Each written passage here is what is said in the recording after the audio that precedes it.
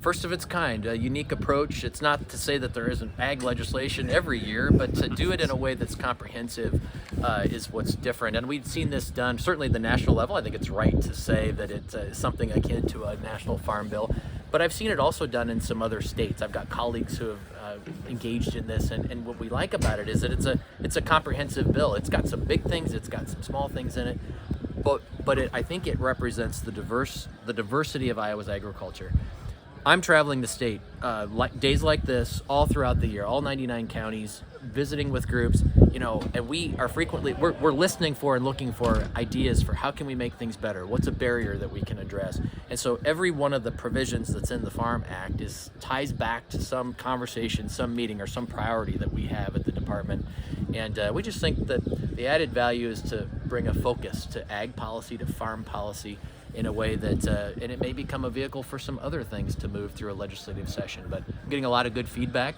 Some folks saying, hey, it's about time we had something like this, and I'm encouraged by that. So we think that the Farm Act could become a regular thing that happens, over the course of time. There's always new issues that we can address, and so we think we've created a process here to go about doing.